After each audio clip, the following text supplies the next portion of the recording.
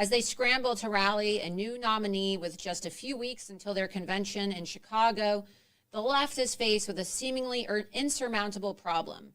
Tonight on Loomer Unleashed, we will take a look at the state of the race and what it means for us. Following Joe Biden's disastrous showing at the first presidential debate at the end of June, the pressure on Sleepy Joe to drop out began to mount. While Biden did look particularly weak that night, this was nothing that America wasn't already aware of. In other words, the pressure to force Biden out was coordinated and premeditated. The word had clearly gone out that he needed to go and that he would either sink or swim that night. This is precisely why CNN let him flounder. They had been told to do so. And in those painful 2 hours, Biden's fate was sealed. The internal powers that be within the DNC were carefully plotting to exchange a dementia-ridden old man for someone else. Someone who might resonate with the disgruntled, young, radical, and outright communist and terrorist-supporting wing of the Democrat Party. Someone who might be able to put up a legitimate fight against Donald Trump. And so the screws were turned even tighter. First, the media turned on Biden. Then, the major donors froze their contributions to his campaign and super PACs. And then, key congressional Democrat members pulled their support and actually called for him to drop out. Like a house of cards, the Biden campaign collapsed as the party pulled the rug out from underneath him. This, of course, led to the announcement on Sunday that we all saw, in which Biden said he would be officially suspending his campaign for re-election while continuing to fulfill his duties until the end of term. In the hours that followed, Biden, along with other party elites, then threw their support behind Kamala Harris as heir to the candidacy. Harris, as vice president, is already second in line to the presidency, so this move is the natural choice. For some, however, Kamala is a god-awful candidate. And despite his mental shortcomings, Biden was relatively inoffensive to independents and blue dog Democrats. Kamala, on the other hand, brings with her significant baggage and unlikability. Many people are clued into the fact that Kamala only arrived at power by sleeping her way to the top. This has been well documented. It is not a conspiracy theory. There is nothing that is noteworthy or kosher about Kamala Harris. She is not particularly intelligent, nor is she politically savvy. Worse, she gives off a vibe of an unearned superiority, like that of a needlessly rude manager at a fast food restaurant. Kamala has also played ball with some of the more radical elements of the Democrat Party. She has leaned into the pro-Hamas rhetoric. She supports the worst of the LGBTQ and trans agendas and has been a cheerleader for DEI programs in all their forms. This makes her far more radical than Joe Biden was, which is saying quite a bit. This combination of unlikability and radicalism will be borne out in the polling. Throughout this race, though, Kamala has managed to poll much worse against Trump than Joe Biden did, which is pretty incredible when you think that America would prefer to have a mentally handicapped man in office who's on his deathbed instead of Kamala. Yet, with that being said, Kamala is far younger and has a far greater ability to connect with voters and hit the campaign trail than Joe Biden. Her team has already been busy attempting to astroturf social media campaigns for her on Truth Social and, as of today, TikTok, to build fake buzz around her being the likely nominee for president. But what does all this mean for the Trump team? Well, despite what the polls say, Kamala does present a threat that must be taken seriously. When the DNC inevitably names her their nominee, there will be a concerted circling of the wagons around her. Many high-ranking Democrats and donors, with a few notable exceptions, are already in the process of doing this. Just today, she received a $7 million donation from LinkedIn co-founder Reid Hoffman. In short, there is a chance that Kamala is able to rally together a serious campaign in the last 4 months before Election Day in November. Team Trump's previous strategy had simply been to sit back and let Joe Biden dig himself into a hole he couldn't escape. Now, that strategy is likely not going to work anymore.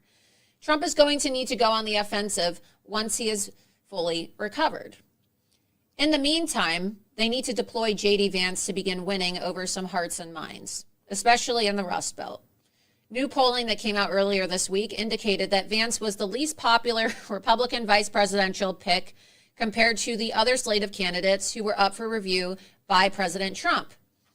It would seem that the reason for this is that voters are suspicious of J.D. Vance, having been a self-professed never-Trumper just a few years back, and his intimate ties to the deep state through his mentor, Peter Thiel. If Trump is going to have a fight and a serious campaign in the coming months, then J.D. Vance must begin improving his public image immediately and proving to the voters and those who are skeptical of him that he was the right choice for VP, because a lot of people in the Republican Party have their doubts. Although I personally do support J.D. Vance. In his farewell address from the Oval Office yesterday, Joe Biden made it clear that he viewed his presidency as a massive success. Although it is unclear why he or anybody for that matter would think that. I don't know why. The past 4 years have accelerated America's decline to breakneck speeds. The economy has tanked, the border has become non-existent, and the American people are far more fractured than ever before. During his address, however, Biden spun his withdrawal from the race as sort of a noble choice, right? A self-sacrifice rather than him being forced out, which is the reality. He also made it clear that he and the rest of the Democrats still believe that Trump and MAGA are threats to democracy, even as they prepare to undemocratically choose or crown a replacement candidate via Kamala Harris. It is obvious that much of the Democrat Party is living in some sort of fantasy world, delusion, hypnosis. They believe these delusions of grandeur. They have a sense of self-proclaimed nobleness about them. They really think that they're royalty. They have actually bought into the farce that they are on the right side of history and that they are the standard bearers of hope and goodness in America. With so many of their likely voters under this spell and hypnosis, under this delusion, they will happily vote for somebody like a Kamala Harris. Anybody but Trump, right? This election season continues to show us that we ought to expect the unexpected. 4 months is still a very long time to go, and the past few weeks have shown us that everything can change in just a few days. In the last 2 weeks alone, we almost lost one presidential candidate to an attempted assassination, and the other ended his campaign. With Biden now being gone and out of the race, we are looking at a far different race with 4 months left to go. Will Kamala present a greater challenge than the polls suggest, or will the momentum that Donald Trump has gained continue to carry him on to a landslide victory this November? There is a young female journalist, conservative journalist, by the name of Laura Loomer.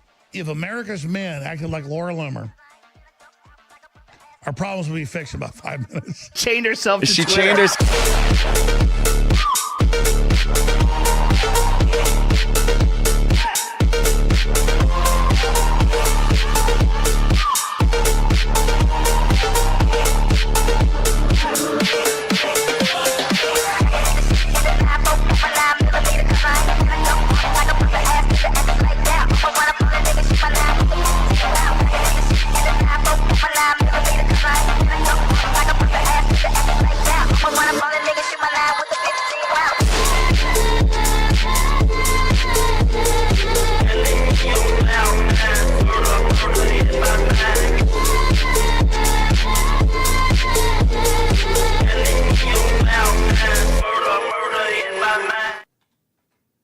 Well, good evening, and thank you so much for tuning in to episode 62 of Loomer Unleashed. I'm your host, Laura Loomer. We are live right now on Rumble and X, so please be sure that whether you're watching on Rumble or if you're watching on X, you repost and you reshare this link. You can go to rumble.com/Laura Loomer. Be sure that you download the Rumble app and you subscribe to my Rumble channel so that you never miss an episode of Loomer Unleashed. When you do so, you're going to get a live notification every single time I go live on Tuesday or Thursday, or when I have a special edition episode, because as you know, it's a very busy election season and I've been on the road and sometimes the schedule is adjusted or changed. If you're watching on X, please be sure that you follow me on X at Laura Loomer and retweet this stream so that all your friends can get access to this information that, well, they're probably not telling you on the mainstream media, because here on Loomer Unleashed, we are uncensored, unafraid, and we are certainly unleashed. Jumping into the first story tonight, LinkedIn co-founder Reid Hoffman gives $7 million while demanding Kamala Harris fire FTC Chair Lina Khan. So as I just talked about in my opening monologue, the race for the presidency is going to be a lot different over these next 4 months because, well, the strategy has to significantly change. And the Trump campaign was originally looking at a Biden campaign that was uninspiring. It was like a hose that had the water completely shut off in terms of the donors withholding their money to the campaign and the super PAC unless there was a new candidate. But now Kamala Harris has really been re-energized and replenished with $100 million in donations this week alone from Democrat mega donors, including billionaire Reid Hoffman, the co-founder of LinkedIn, who is also a Jeffrey Epstein associate. One of the reasons why Reid Hoffman is so nervous about Donald Trump getting back into the White House is because Reid Hoffman, of course, was on Epstein Island. And even Elon Musk has said this himself publicly. Reid is just worried that he's going to be prosecuted for whatever kind of activities he was engaged in with Jeffrey Epstein. And I'm not accusing Reid Hoffman of doing anything. However, we are all aware of those types of activities that took place on Epstein's Island. So also, it's worth noting that prior to supporting Kamala Harris, Reid Hoffman was donating to Nikki Haley. So he donates to Nikki Haley, and now he's donating to Kamala. He also paid for the legal expenses for the woman who falsely accused President Trump of raping her. LinkedIn co-founder Reid Hoffman reportedly donated $7 million to vice presidential pick Kamala Harris and then promptly demanded that she fire Federal Trade Commissioner Lina Khan. Sounds like bribery to me. Hoffman, who sparked controversy for saying he wished Donald Trump was an actual martyr days before the July 13th assassination attempt on the former president, claimed the presumptive Democrat nominee would be much more pro-business than Trump. So this is how radical the Democrat Party is. Kamala Harris is taking donations from Reid Hoffman, who, one, is an associate of Jeffrey Epstein, and he paid, of course, for the, let's get that story up too, because I just want to show everybody the receipts, because I don't just like saying things and then not showing you guys. Reid Hoffman funded the rape lawsuit against President Trump. Let's see if we can get that article up here. But in the meantime, you can see just the other day, Reid Hoffman was actually put on blast because he actually said he wished that Donald Trump would have been an actual martyr, which is another way of saying I wish he actually would have been assassinated and the assassin would not have missed when he fired those rounds at Donald Trump. So here we go. What was Reid Hoffman's role in funding the E. Jean Carroll case? Billionaire LinkedIn co-founder Reid Hoffman funded E. Jean Carroll's prosecution, alleging former, they always say former, but they never call anybody else former, President Donald Trump raped her through a nonprofit group that the major Democrat donor backs. Now that a jury has found Trump guilty of sexual abuse, some have questioned Hoffman's role in the process. So this is nothing more than weaponized government. I mean, look, you see that Reid Hoffman is giving her a donation and he funded the weaponized government and these, fake charges against President Trump during the case with E. Jean Carroll. And then we also see that Kamala Harris is also tied to Judge Merchan and his daughter, as I previously exposed. President Trump is set to be sentenced in his New York City trial on September 18th after having a delayed sentencing. We know that the sentencing was supposed to be right before the RNC convention, which just took place in Wisconsin. And so what does this mean? Well, Lauren Merchan, the daughter of Judge Juan Merchan, was the director of digital persuasion for Kamala Harris's presidential campaign when she ran against Joe Biden in 2020, fighting it out for, of course, the Democrat nomination for president against President Trump in 2020. And then, of course, she went on to work with Lauren Merchan again when Lauren Merchan had the contract for the Biden-Harris campaign in 2020 against President Trump. And now, of course, they're inextricably tied together through all the Senate Democrats and all these other Democrat candidates who Judge Merchan's daughter has contracts representing through her company, Authentic Campaigns. Kamala Harris herself has paid Lauren Merchan, the daughter of Judge Merchan, over $7 million. Now, of course, we see another funder of lawfare against President Trump donating to Kamala. And so you can see with, the way that the campaigning between these Democrats and the lawfare machine is all in lockstep. And a lot of people have kind of forgotten about these legal cases against President Trump over the last 3 weeks with the news cycle, with the attempted assassination, and now, of course, Joe Biden dropping out of the presidential race. But we can't forget that this happened, right? And I don't really see a lot of people talking about the lawfare so much anymore, especially given the fact that Judge Eileen Cannon, the day after the attempted assassination of President Trump, dropped the charges in the Jack Smith case in a blow to Jack Smith and the deep state, finding that Jack Smith was not qualified because he was not confirmed by the Senate to be a special counsel, which is, of course, a victory for President Trump's legal team, having been that they argued this in court for their argument to have this case dismissed. But it just goes to show you how it's also coordinated. And now the media, of course, is coming out and they're like, oh, Kamala is the best thing ever.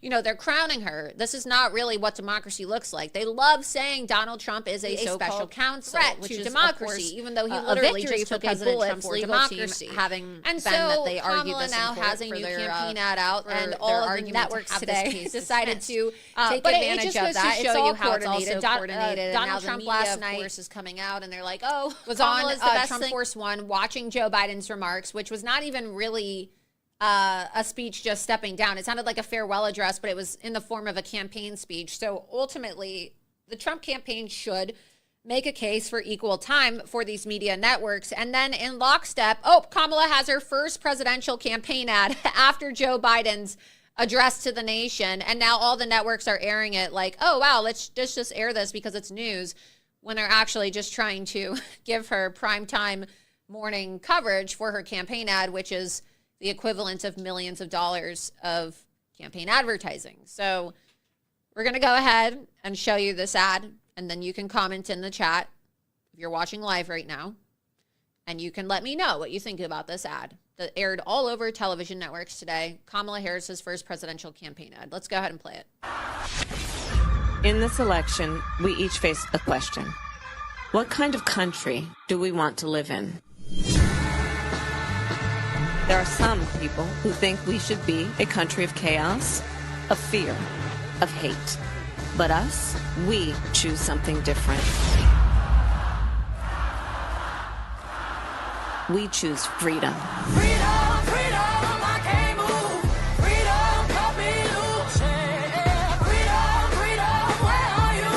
'Cause I need freedom too. The freedom not just to get by, but get ahead.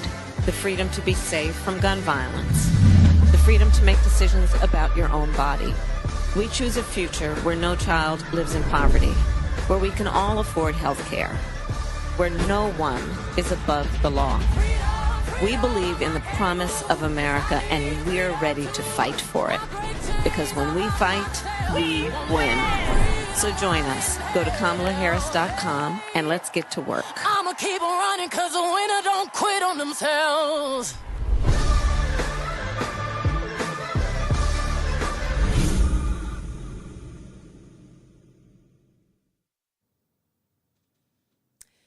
So as you can see, if you weren't distracted by the black church music and all of the rainbow gay flags, yeah, this is not the type of ad that you put together in less than 12 hours after Joe Biden announces that he's no longer running for president.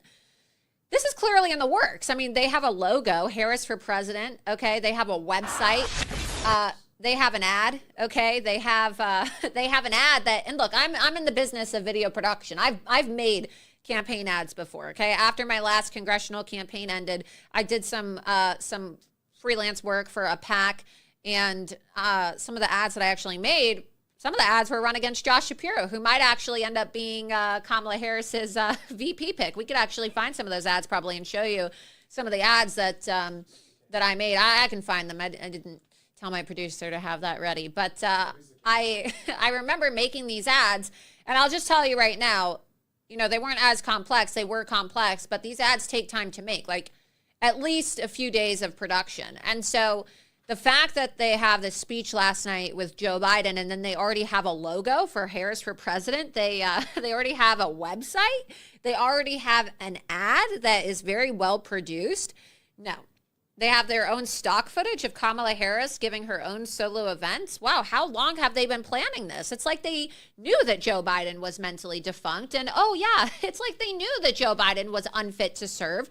And they were planning this. They were planning on doing this as a bait and switch so that the Trump campaign would waste millions of dollars in ads against Joe Biden. And at the last minute, they're going to pull the rug underneath all the American people and underneath Joe Biden and threaten to 25th Amendment him unless he relinquishes power to Kamala. And now we have all these graphics and a logo and a website. No, it takes a lot of time to do branding. There's all types of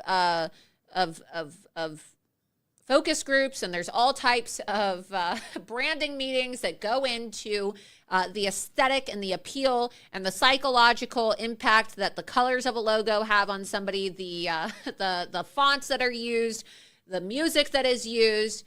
They have clearly been planning this for a long time, because you don't just randomly say, oh, well, Joe Biden has COVID, and 2 weeks ago he's still planning on running, and then of course he's going to be the president again, and nope, it's a lie. Don't believe all those people that tell you it's a right-wing conspiracy that he's not going to be the nominee. Actually, go and find right now. Let's pull this article up just to show you how malicious the media is. Type in Republican conspiracy, Biden not nominee in NBC. Type that in. Type those keywords in, because they actually published an article in 2023 saying, oh, Republicans are floating this conspiracy theory. And what is the conspiracy theory? The conspiracy theory is that Joe Biden isn't going to be the nominee. Here we go. Here, let's pull it up right here. So Republicans float a quiet conspiracy theory that Biden won't be on the ballot. Let's go down. October 2023. Almost a year ago, okay? Dasha Burns, Matt Dixon, and Alex Tabbitt. And I actually just met Dasha the other day when I was at the RNC convention.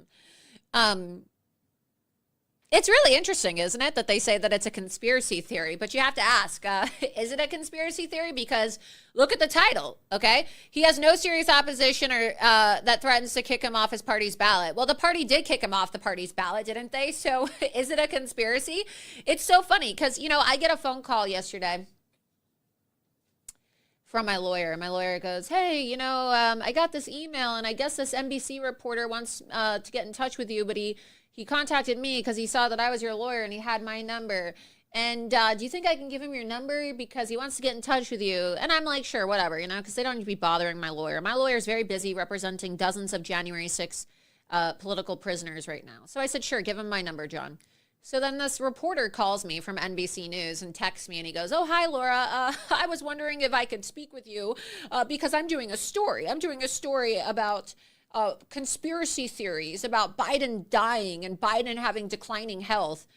And I was like, yeah, sure, I'll talk to you. And then he goes, oh, we already published. So of course, you know, they do that thing where they're like, oh, we want to talk to you for a request for comment, but then we're actually not going to give you any time to reply.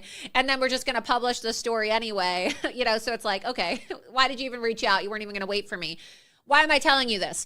Because then I sent him the article, and I'm like, oh, what about your conspiracy theory? Because you work for NBC News. You guys said it was a conspiracy theory that Joe Biden was going to not be the nominee. So are you going to correct your conspiracy theory? And of course, I didn't get any reply back, right? I didn't get any reply back after I sent him the article. But that's how these people operate. You know, they're just very disingenuous people. And I just hope that everybody understands that you don't put an ad like that together. I mean, look, my producer cameraman is sitting here right here with me right now. Cannon, how long does it take? How long does it take to put a video like that together? Not just a random clip, but like to splice the music and the B-roll and to go out onto location and get B-roll shots and to make a logo. Like how long does it take somebody like me, right? When I come in and I tell you, hey, I want to have, you know, a new graphic. How long does it take when we decide that we're going to make a new graphic for a show with music and images and video? Takes at least a week, probably usually more than that.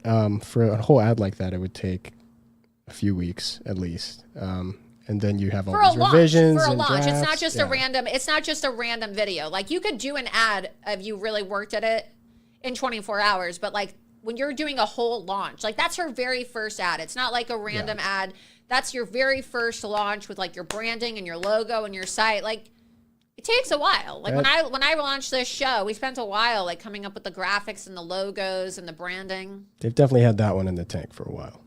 Exactly. So it's just funny to me that they have a logo, they have a website, they have an ad, and it's not an ugly ad. I certainly don't find it to be appealing because I'm not a Democrat and I'm not enticed by the gay flags.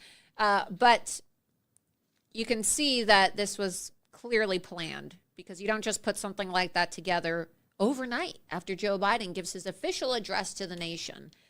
Anyway, joining me now to discuss all of these rapid changes, as well as the fact that there's division. There's division in the Democrat Party because some senators have endorsed Kamala Harris and some senators haven't. And she's so radical that some senators running for re-election don't want their names attached to Kamala Harris, just like they don't want their names attached to Joe Biden.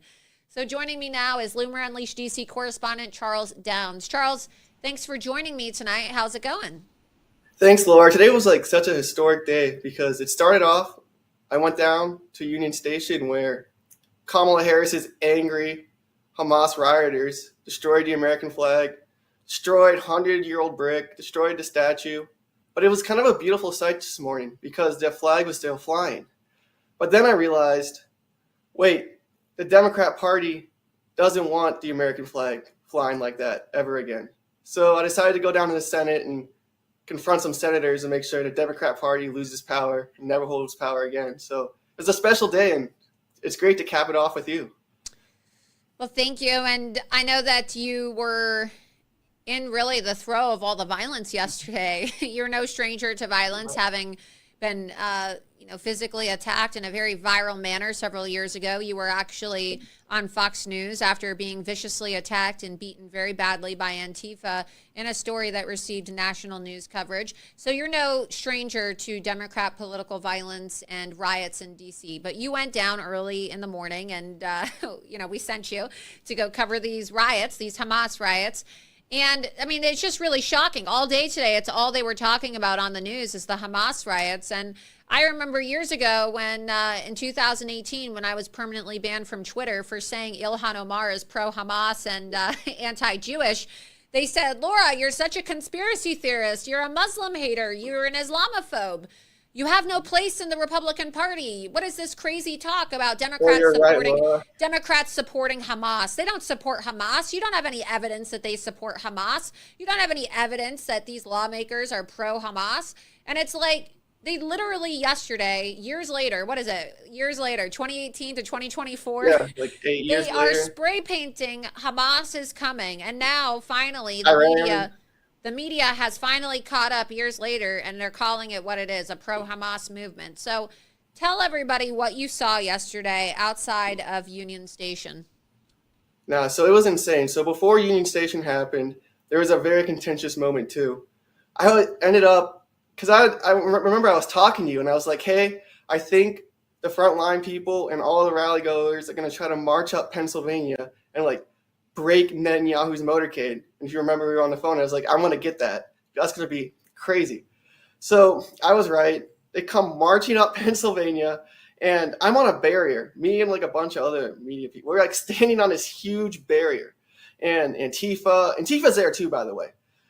And you can see one of our videos. They have the umbrellas, but they switched them up to red and purple. So I guess they're switching their colors up this year for this year's election. But going back to what happened.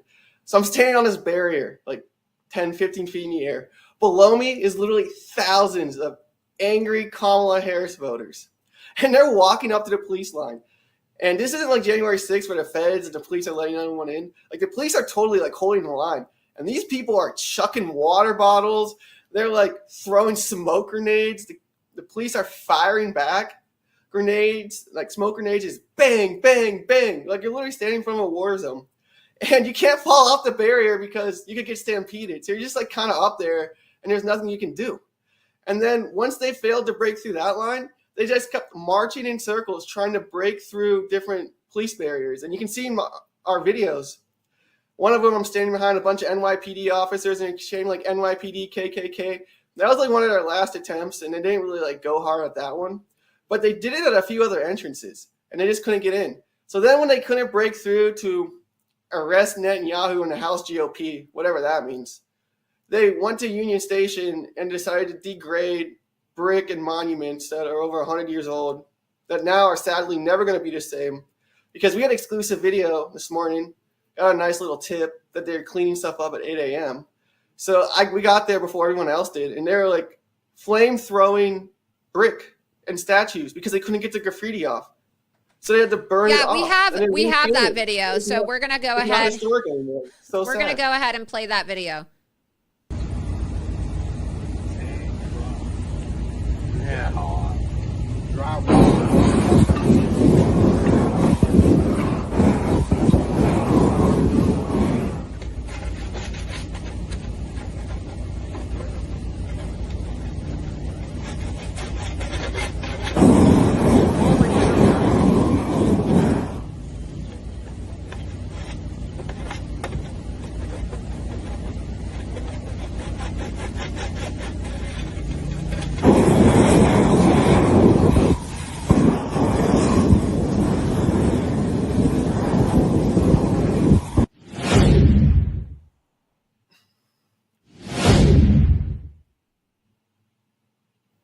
So they literally had to use a flamethrower. They actually had to use a flamethrower to try to get rid of the damage from the burning. It looks like the spot that they were trying to flamethrow is the damage from the burning of the American flag on the brick there. It was. And I don't know how using the flamethrower is going to like fix that damage. I don't know why they were using that, but I know that they had to apply heat in order to get some of those chemicals off of the buildings, including the graffiti and the red paint and all the other stuff that they threw on the ground outside of our monuments. We have another video too, I believe, of them early this morning at 8 o'clock cleaning, washing. Pressure washing. Yeah, so we'll show that too. We were first to get it up, but this is what they did. They were protesting all night long outside of Union Station and the Watergate Hotel, which was close by, because that's where Netanyahu was staying. And it appears that Netanyahu's security was also compromised because they had people go inside the Watergate Hotel and actually throw maggots and other types of security overall yesterday was a insects disaster inside his hotel, which means that somebody breached Netanyahu's security. So let's go ahead and play this other clip right now too.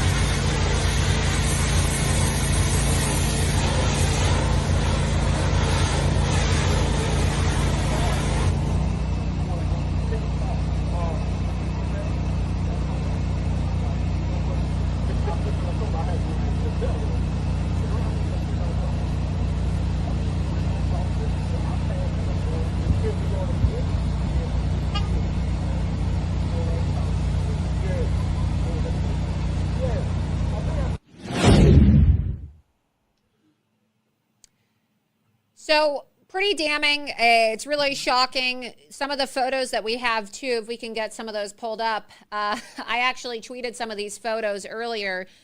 Congressional staffer sent them to me while they were leaving last night. They actually saw some of the monuments, the messages that were covered in these photos here. We can show this up on the full screen here, up on my Twitter. Here's one of the bells that was outside of Union Station. It says Qassam in reference to the Al-Qassam Brigade of Hamas. Qassam, make us proud, put every IDF down. So that's very violent.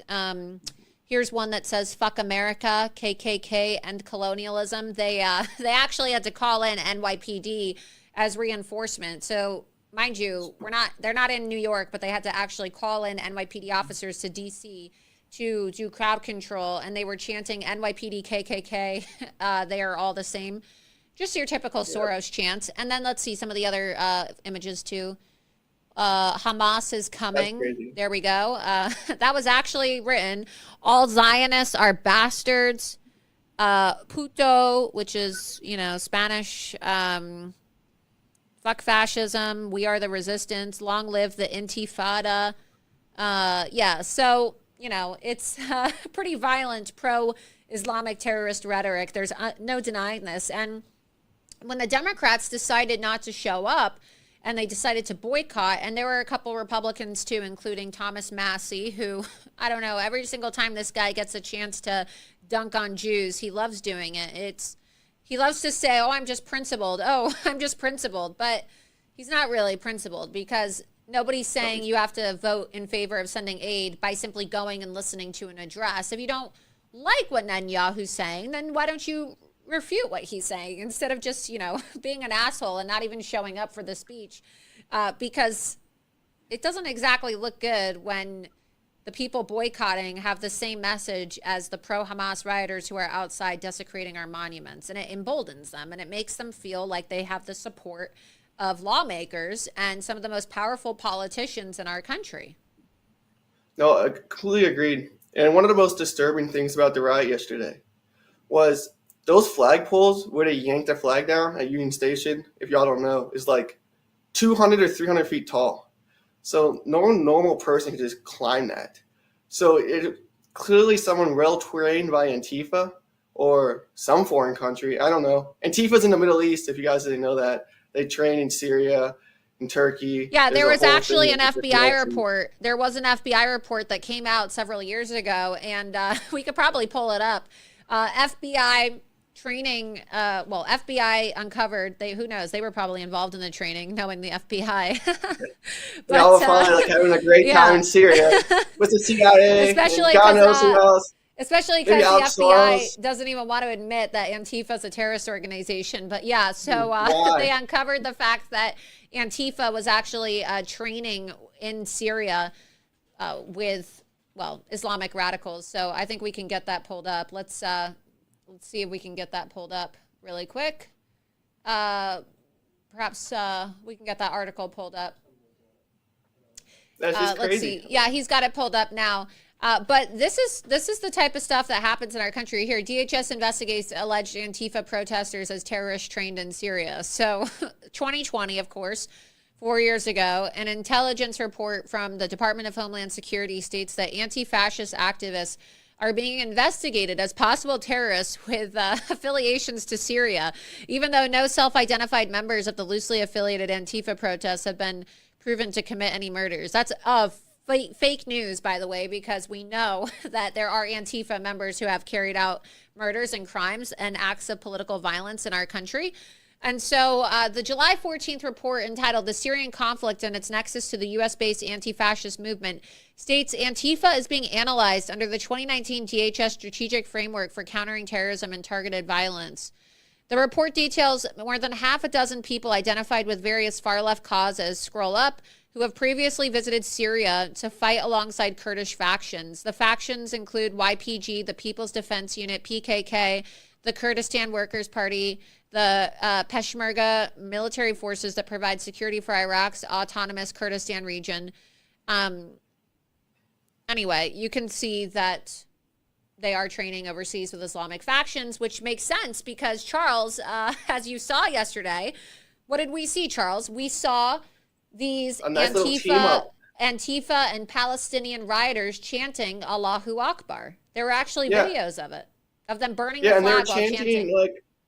And they were chanting all their old Antifa slogans too, so they updated it. And these rioters, let me say, are much more dangerous than the rioters in 2020. These people are well more trained really, really well. Like I said, these make the George Floyd rioters look like high schoolers. And people, especially in the suburbs, should be scared to death of these people coming to your town. And if Kamala Harris, God forbid, wins, they definitely will, because Kamala loves these people, as you've exposed after we Hamas exposed for Harris. Linda. Yeah, Hamas for Harris. She'll let them do it. And remember in 2020, Kamala encouraged the rioters. They'll never stop. They'll never stop. She'll do the same thing. How telling is it that Kamala didn't release a statement until today? Remember over J6? Oh, and by the way, here's the most ironic part about yesterday. I forgot to bring this up. Guess what all the rioters staged? They staged at the same courthouse where Jack Smith keeps trying to indict Donald Trump over J6. It's like the left is openly trolling us, saying, ha, ha, ha, we have all the power, rules for thee, but not for me. Literally, we're going to try to indict Donald Trump for an insurrection, even though he didn't commit an insurrection, Nancy Pelosi did it. But we're going to have an actual insurrection, and our paid Soros riders and Antifa riders with our new Hamas friends, we're all going to meet up at this same courthouse where we're trying to arrest Trump for quote-unquote doing the same thing. Think about that for a second, guys. That's wild. That is literally the last thing we can do that we want. And it's interesting that you mentioned that she, explicitly supported Black Lives Matter. We know that. I think there's even a clip of her on the internet from 2020 in which she says, I'm not going to tell Black Lives Matter to stop. They need to keep on going, and we need to defund the police, and we need to abolish ICE. That's what she says. And yesterday, I don't know if you posted the photos because you sent them to me privately. I don't know if you posted these because I don't know. I don't manage your Twitter, obviously, but maybe you posted them, maybe you didn't.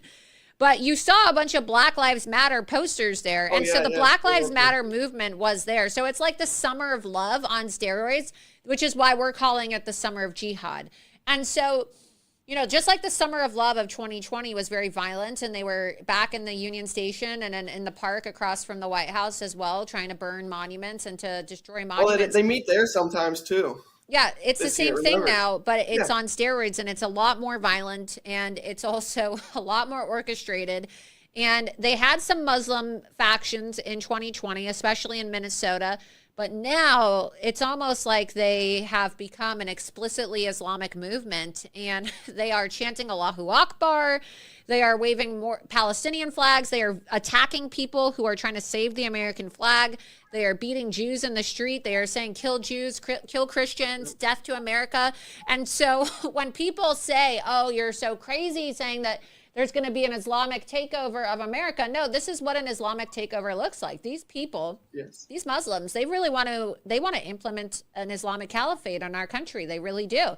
And they have support from lawmakers and people like the former Speaker of the House, Nancy Pelosi, who are entertaining them and enabling them and basically legitimizing them when they say Hamas is coming and death to all Zionists and death to all Jews and death to America when they boycott the speech. And so it's very dangerous, and people need to take it seriously because we have an FBI right now that is saying to this day that, well, you even saw yesterday that when Christopher Wray testified that he admitted that there were FBI agents who have supposedly been reprimanded for saying on their social media accounts that they were sad that Donald Trump didn't die and that the assassin missed. And so those are the people that are supposed to be investigating acts of terrorism and investigating crimes and keeping us safe.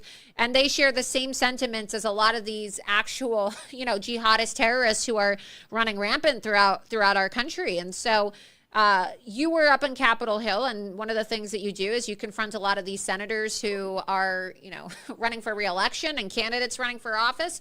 And one of the senators who seems to share Kamala Harris's views that we should defund the police and abolish ICE and that it's okay to have Hamas running around our country is Senator Sherrod Brown from the state of Ohio. And I want to play the clip of you confronting him today because this isn't just Kamala Harris. This isn't just Joe Biden. We're fighting to take back control of the Senate and to maintain control of the House. And yet Republicans are kind of just MIA. In case you didn't know, they all went on vacation today. The House left today early. They were supposed to stay another week, and they all left today. And they're not coming back till September 9th. So they're all gone for a month. Who's going to investigate all these crimes? Who's going to investigate the assassination attempt? Who's going to investigate the cover-up of Joe Biden's declining health? And so they're just going, and the Senate's leaving in a few days too, and they're not coming back till the 9th either. So here's the clip. There's zero accountability in Washington, D.C., but that's why Loomer Unleashed exists, because we try to put these people in a position of accountability, and they run. They run. Here's the clip. Senator Brown, do you support Kamala Harris's calls to defund the police and abolish ICE? Do you think Kamala Harris is doing a good job of Biden's borders are? Will you answer the question, Senator Brown?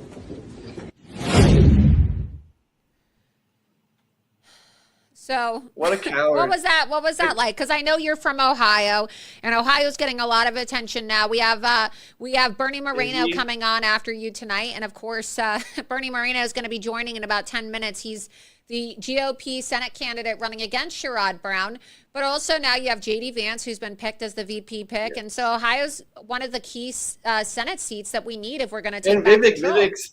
Vivek's from there too. A lot of MAGA is from Ohio, and because Ohio's getting hit hardest by all this crap.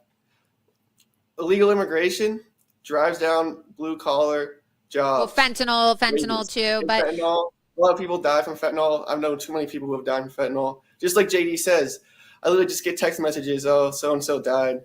Oh, damn! I used to be in that kid. I used to chill with that kid. Wow, but Sherrod Brown, right?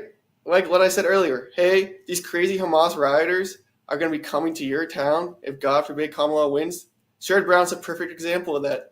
He can't disavow Kamala Harris. Even after Kamala Harris didn't issue any statements yesterday as Washington, D.C. was literally burning, she was like Emperor Nero playing the fiddle. Except she wasn't playing the fiddle. She was chilling with some sorority chicks, I think, and just ignoring Washington, D.C. burning. So sad. But Sherrod Brown can't stand up to Kamala Harris's BS, which means he's in on it. And like I said, God forbid if Kamala gets power and they want to scare the people in Ohio to accept their BS policies, they're unleashed those fine people we saw in Washington, D.C. yesterday. And they're going to. Have fun. Have fun. And they're going going destroy to. everything. And we saw that in Ohio, at least. I mean, look, it's different in every single state. But one of the there's over 110,000 illegal aliens in the state of Ohio.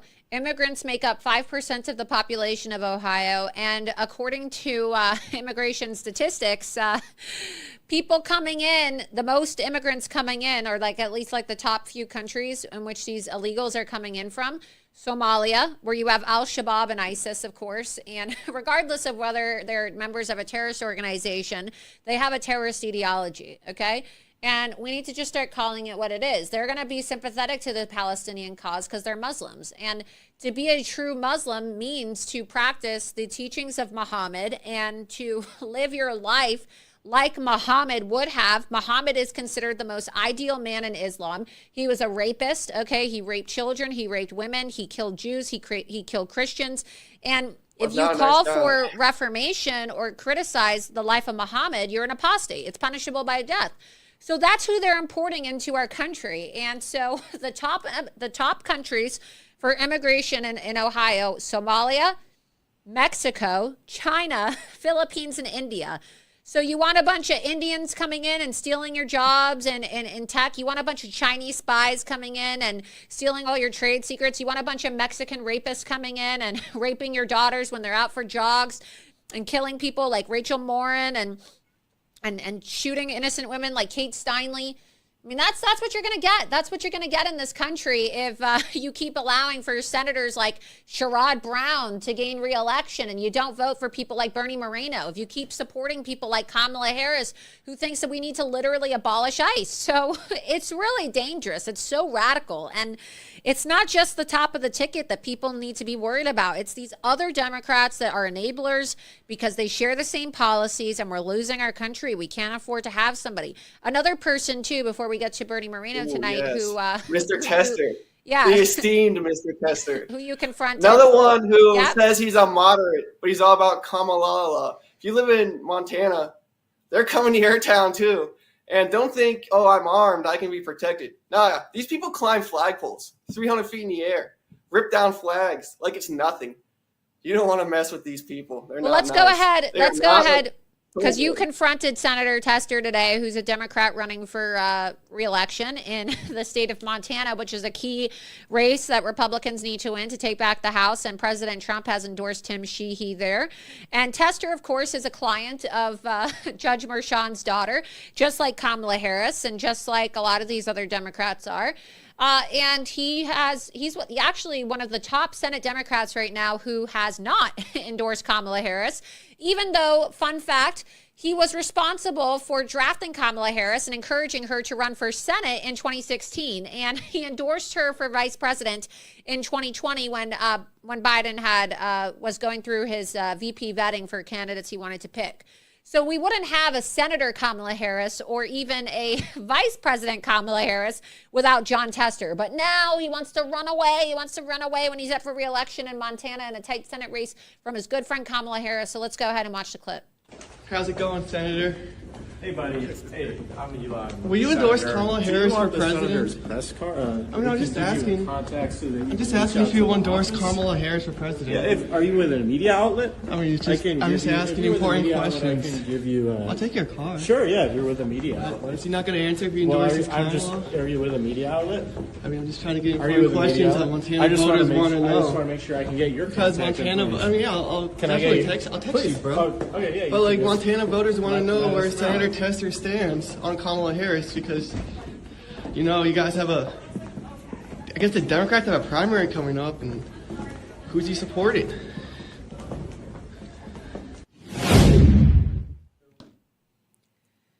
Are you with a media outlet, bro? Are you with a media outlet, Charles? Hey, Charles, who do you work for, bro? That was, and it's also telling too because again, like I said, Kamala Harris didn't say anything when Washington D.C. was burning. So a day later, after she doesn't say anything and she's supposedly in charge and she just lets D.C. burn to the ground, and everyone's kind of mad at her. And John Tester can't turn around and be like, I don't know if I can support her after her lack of statements yesterday, because remember, she only issued a statement today. She just let them riot, burn the town down. And everyone got so mad she had no choice but to issue a statement. Yeah, and Tester I can't just think it's turn so around funny. and say, nah. He's a coward. So that just proves he's in on it too. Well, And what's that so proves funny those is that fine she's people- supposedly the Democrat candidate for president, and they're acting like you're asking them, you know, for something so severe like, oh, are you with a media outlet? What, you're a Democrat senator. You can't answer a damn question about whether or not you endorse Kamala Harris. So it's just so funny the way that they, you know, obfuscate they knew the who he truth. was too, so. Yeah, they obfuscate everything. They don't want to answer any questions. What else can we expect to see from you, Charles? We're about to have Bernie Moreno on, and so great job, obviously, as always. Lastly, before we get to Bernie Moreno, you confronted FBI Director Christopher Wray well outside of the judiciary hearing the other day when he was testifying about the FBI investigation into the attempted assassination of Donald Trump. So let's go ahead and play that clip too, because as always, of course, you know, these are the questions that we ask, and then the media steals our questions, and then they go on Fox and they're like, well, you know, we asked them this and he didn't reply. And it's so funny how they call us stalkers. Yeah, they call us stalkers and say that we're not real journalists. But it's funny because you'll see all the media basically watch us and steal our questions, and then they go and repeat it on Fox and CNN. So go ahead and watch the clip. Director, given the FBI's political weaponization against President Trump, how can the American people be confident that the Bureau will lead a full, transparent investigation into the attempted assassination of President Trump? Will you answer the question, Director?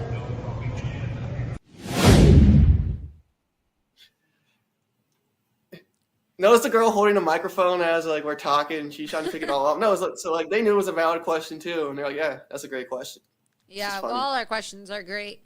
They hate us because they ain't us. Charles, great work as always. Where do people follow you? Where do people support you? Obviously, you work for me at Loomer Unleashed, and so people can see your videos on my website, loomer.com. But where do people follow you and subscribe to you or send you extra contributions if they want to support your work? Oh yeah, thanks, Laura. If you guys just follow me on X at the Charles Downs, there's like cash apps and all that fun stuff on my profile. But Elon, if you're listening, please give me my subscription. I've been asking for like 8 months. That'd be wonderful. But thanks for monetizing my account. I do appreciate that, Elon. But turn my subscriptions on, dude. Come on. It's been forever.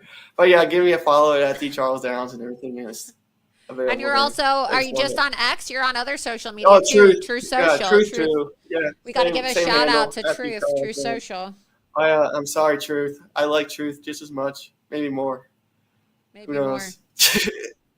Yes, of course. So, all right. Well, keep it up. And who knows? Maybe we're going to have to go travel to go confront these people out of state since they have decided to leave for an entire month. So We'll have to take Loomer Unleashed on the show again and go hunt some of these senators down since they have decided. I hear Montana's lovely this type of year, and DC in August is miserable. So I love some no humidity in Montana. Low humidity. In Montana, Mr. Tester. See you soon. Maybe. Who knows? All right, Charles. Well, thanks so much for all your hard work. Great work confronting all these terrible Democrat senators and the FBI director. And I'm sure that we'll have a lot more coverage next week as well. Thanks, Laura. Sounds great. Yeah. Have a great night. So I want to remind all of you, of course, Charles works for me here at Loomer Unleashed, but this production and my publication and my website and all the work that I do is only made possible through my sponsors and also by my supporters supporting me. So make sure that if you're watching live right now on Rumble that you download the Rumble app. It's free to do so. You subscribe to rumble.com and you click Get Loomered. Get Loomered right there. It will take you to a button that says support. And you can click the support button. And then when you click the support button, it will take you to my locals page. You can go to loomer.locals.com and you'll see a monthly option of $70 a year or $7 a month, or you can give a one-time donation. But I encourage all of you to subscribe because, well, when you subscribe, you're supporting our independent journalism so that we can keep going and providing you with all of these great videos that you're not going to see anywhere else. And so one of the sponsors that you should all be supporting is Colonial Metals Group. Colonial Metals Group has helped me with my goal of protecting my financial future.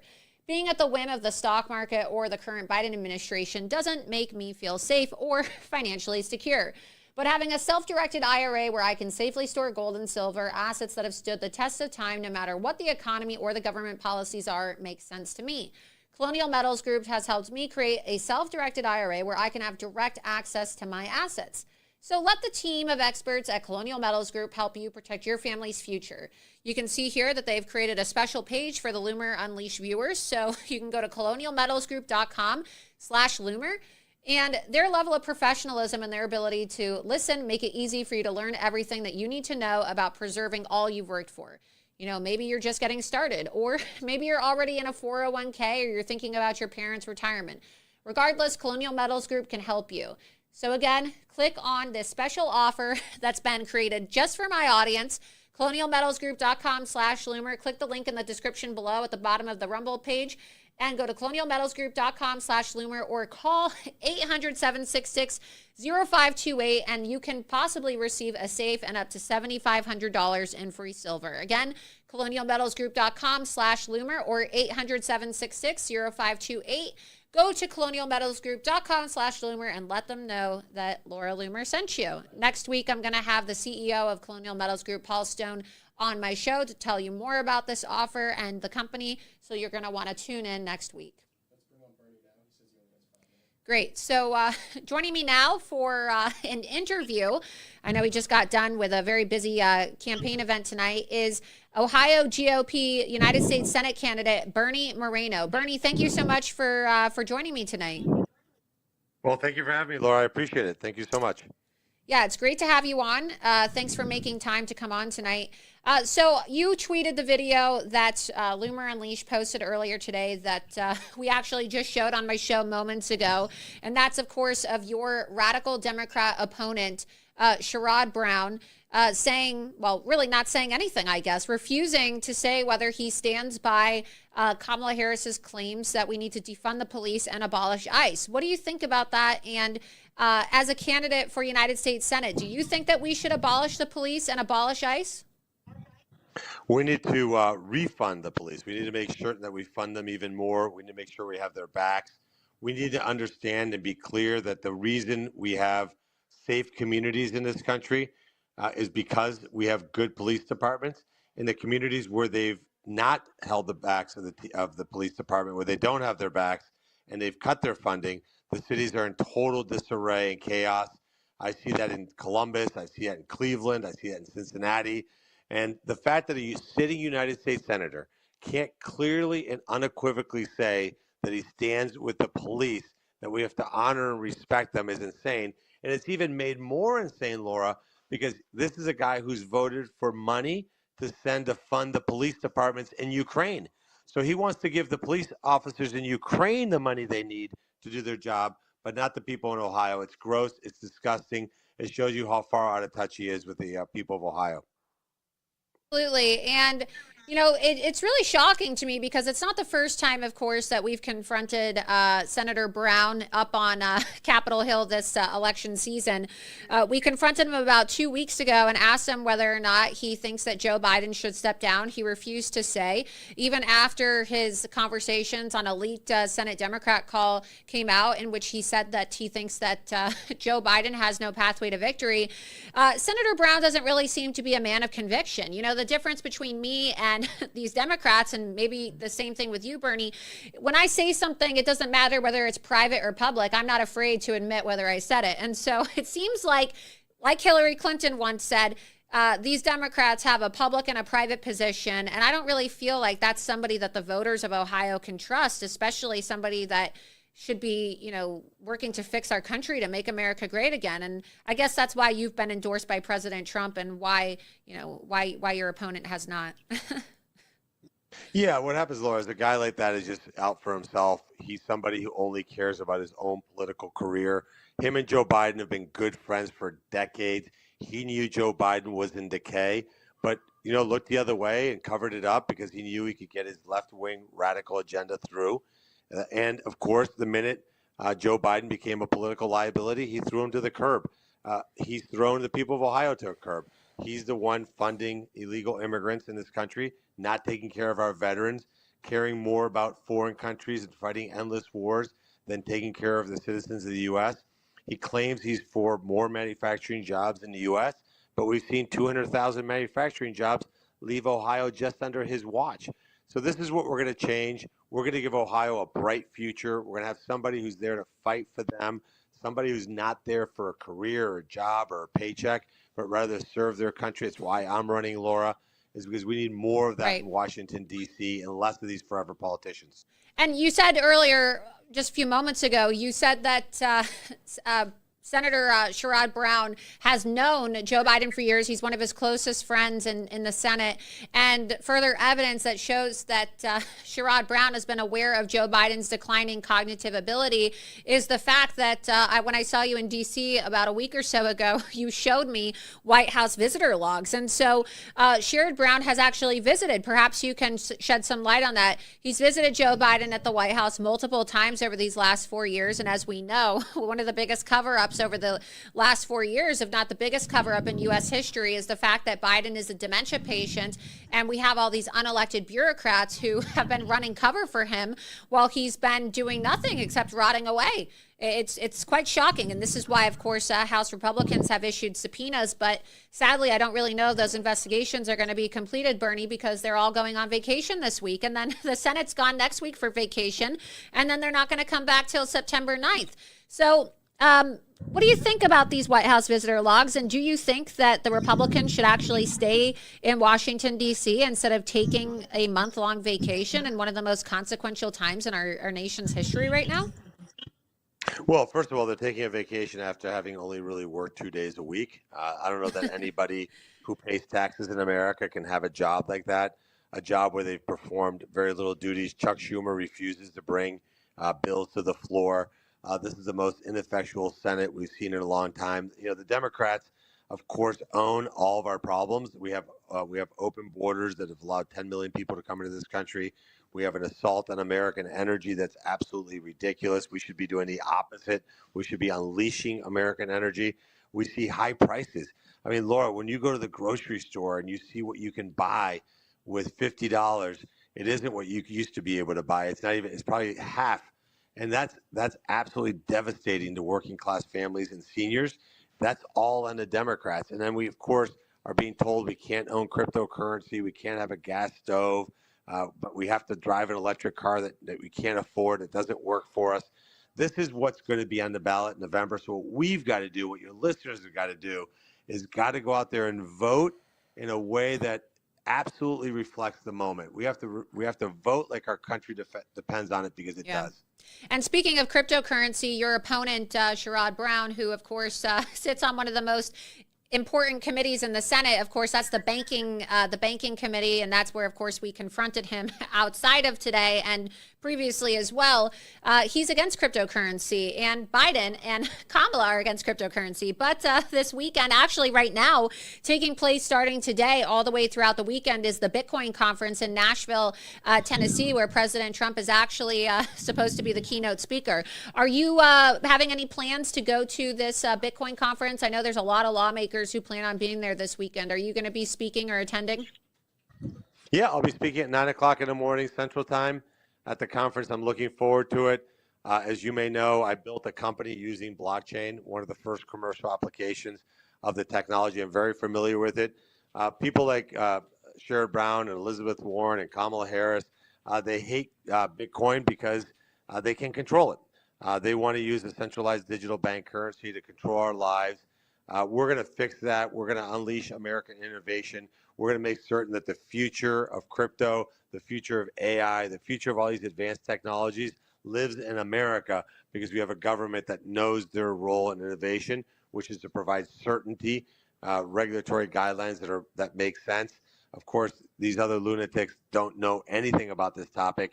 Sherrod Brown is probably the least qualified human in the country to regulate crypto.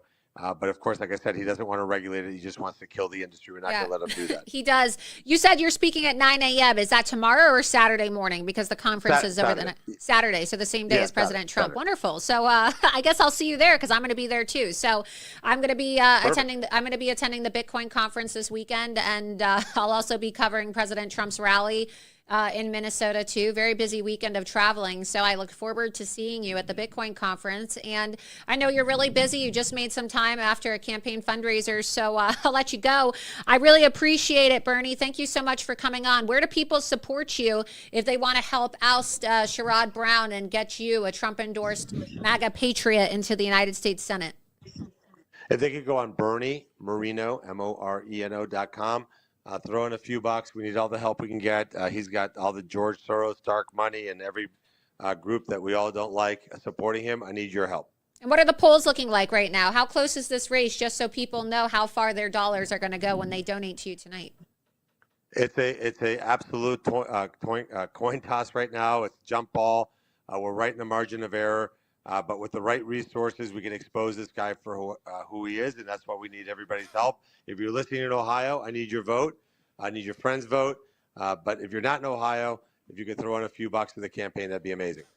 Well, I hope that all of my supporters will go support Bernie, and he's a Trump-endorsed candidate, and he's running against a full-blown Marxist who is in favor of defunding the police and abolishing ICE. And we know that Ohio has already been ravaged by illegal aliens and the fentanyl crisis, which is killing people. We've seen J.D. Vance, President Trump's VP pick from Ohio, talk about this extensively as well.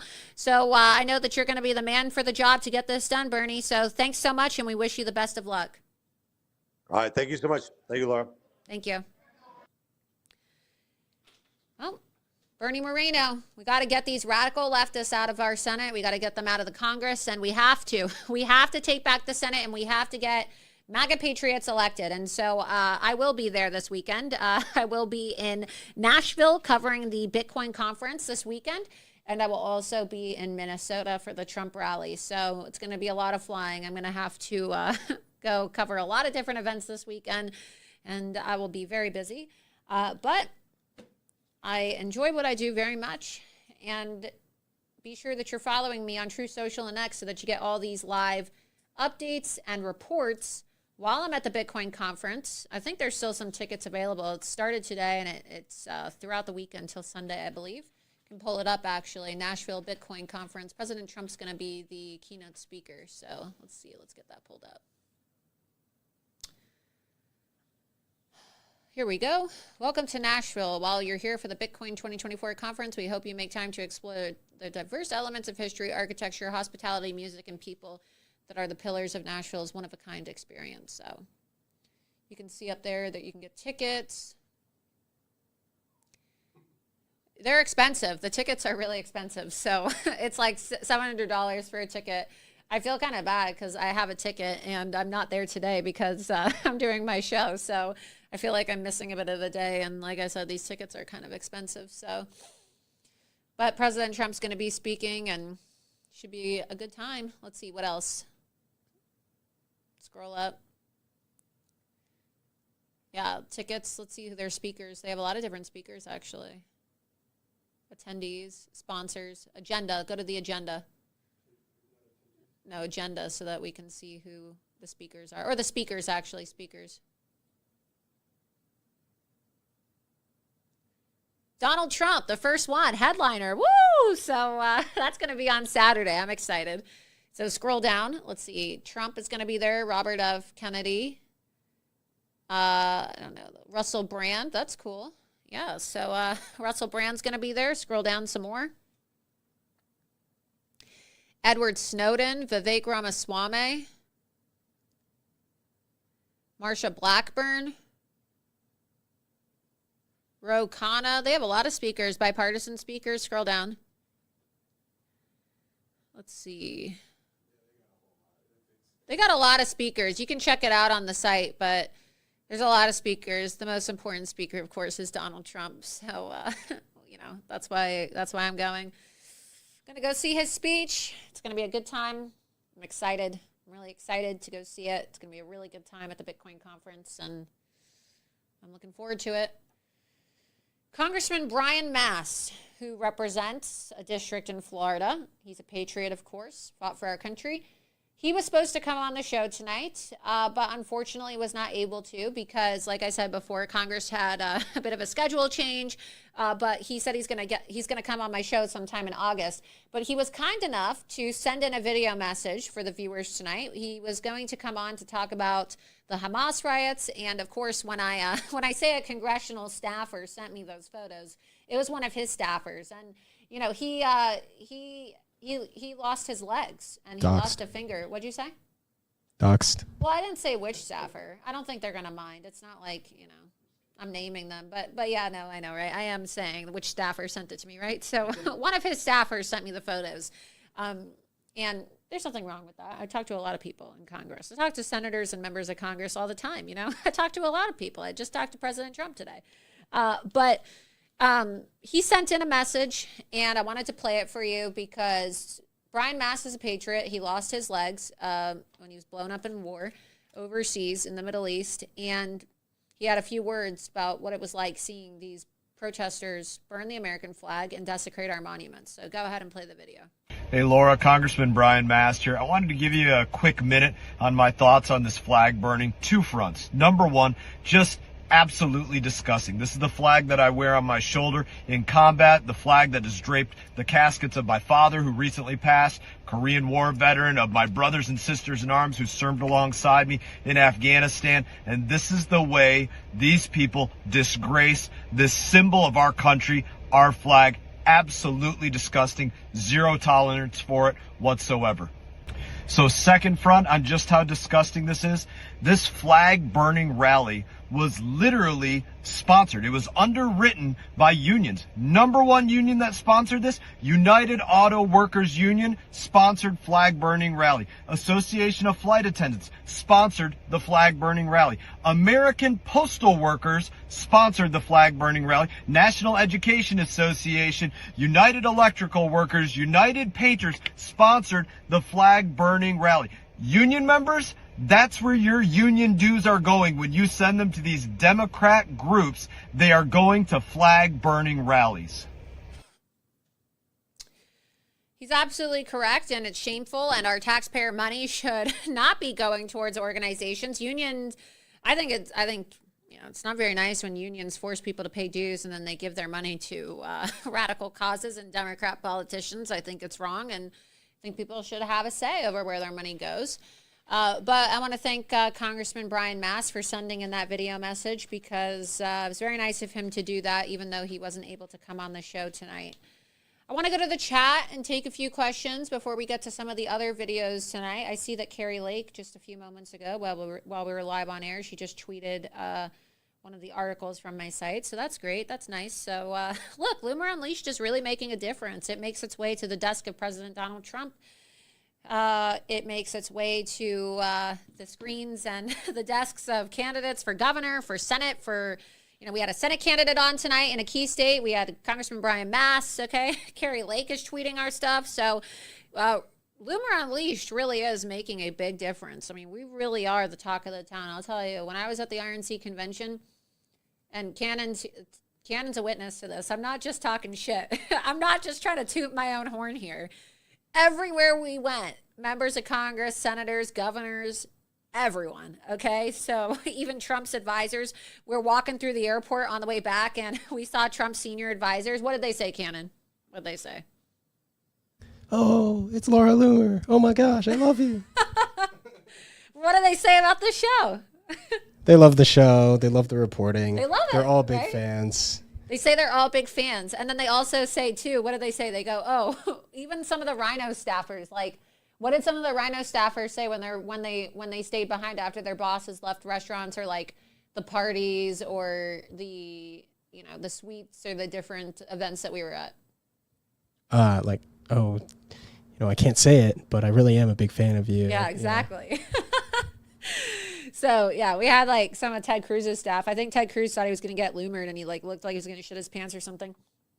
Because he saw me, we were in the same restaurant, and he just kind of froze when he saw me. And then he had his staff surround him, and like, oh, is she going to come after me or so? Because I was sitting there, and I was like getting up, and I was actually getting up because I was looking for the Secret Service director, because she happened to be in the same hotel as us, because Charles confronted her. But I don't know. I had no intention of confronting Ted Cruz, but he got really nervous and kind of like scrambled out of there. But then one of his staffers came up to me at the end and was like, big fan. So, look, I was kind of shocked, actually, to see which politicians and which staffers are watching our show. And apparently it's quite a hit.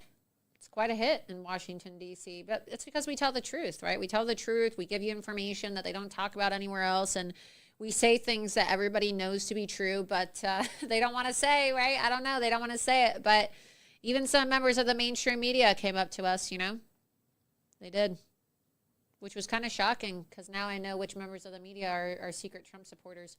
I won't burn their cover, though, but you would be shocked. You would actually be shocked if I told you which mainstream reporters from certain networks came up and said they were fans of the show. But I'm sure that they would get back to their bosses, and I don't really want to get them fired. So I guess I'll just take pleasure in knowing that some people at CNN and NBC happen to be undercover Trump supporters. Because why would you say you're a fan of my show unless you like Trump? We like Trump here on Loomer Unleashed. So anyway, let's see some of the comments in the chat.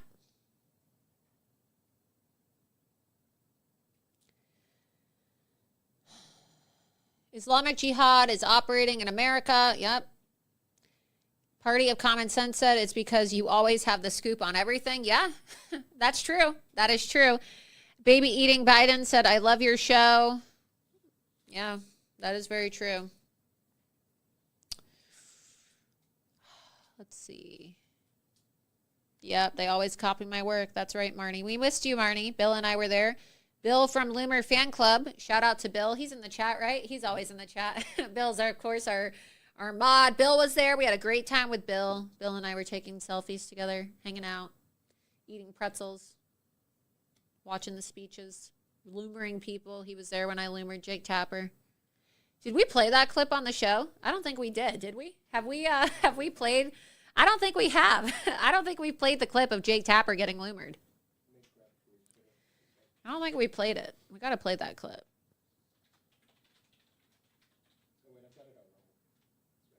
We got to see that clip. Am I tired of people stealing my stories? Yeah, I am. Look, I told you guys all freaking 18 days ago that Biden had a medical emergency. That is true. President Trump has a new post right now. He just posted on True Social. FBI Director Christopher Wray told Congress yesterday that he wasn't sure if I was hit by shrapnel, glass, or a bullet. The FBI never even checked.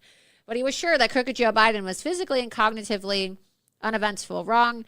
That's why he knows nothing about the terrorists and other criminals pouring into our country at record levels. His only focus is destroying J6 patriots, raiding Mar-a-Lago, and saving radical left lunatics like the ones now in D.C., burning American flags, and spray painting our great national monuments with zero retribution.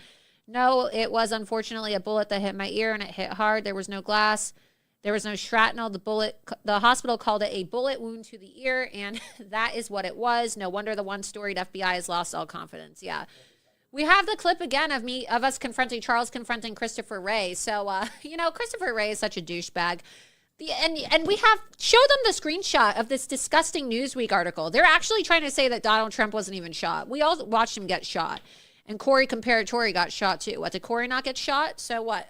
Is this like Sandy Hook 2.0? Are they going to say, oh, wow, the firefighter never actually died. It's a conspiracy theory. He's a crisis actor. No, he died. And Donald Trump got shot too. Donald Trump may not have been hit by a bullet, FBI director says. That's ridiculous. It's absolutely ridiculous. He was absolutely hit by a bullet. And we watched it. And you can even see the photo that was taken by Doug Mills of the New York Times, where you see the bullet in the air. You could see the bullet. You actually see it almost hit Trump in the head. So let's get Trump's True Social post up. He just posted it a moment ago because I just got the notification. No, I didn't tweet it yet because I just got it. Just came up. Donald Trump may not have been hit by a bullet, FBI director says. Awful. I mean, he should just have to resign for that comment. I'll post it in the chat. But look, it's so disgusting. It's so disgusting. Be sure that you're following President Trump on True Social too, you guys, so that you can get all of these different reports because, I mean, you're not going to see this stuff. And they need to hold this guy accountable. Play the clip again of us confronting FBI Director Chris Wray at the hearing yesterday. Director, given the FBI's political weaponization against President Trump, how can the American people be confident that the Bureau will lead a full, transparent investigation into the attempted assassination of President Trump? Will you answer the question, Director?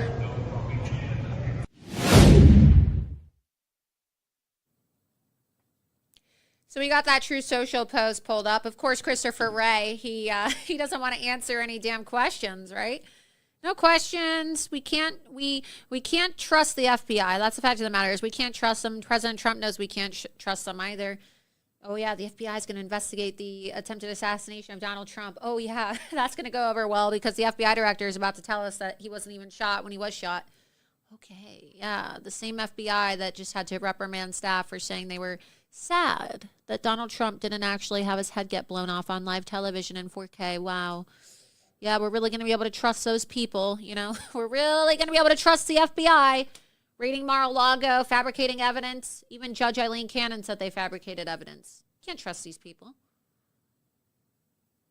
They said that Trump supporters were a bigger terror threat to this country than Antifa and ISIS. So what are we doing here? We're going to trust the FBI that thinks that Trump is a domestic terrorist, that he's an insurrectionist, that has people locked up in jail? Let's be honest, okay? I wouldn't even be surprised if it comes out that the shooter was on FBI payroll. It always comes out that the FBI had advanced knowledge, okay? I wouldn't even be surprised if the FBI directed Thomas Matthew Crooks to try to assassinate Donald Trump. I wouldn't, okay? Because that's how much I don't trust the FBI.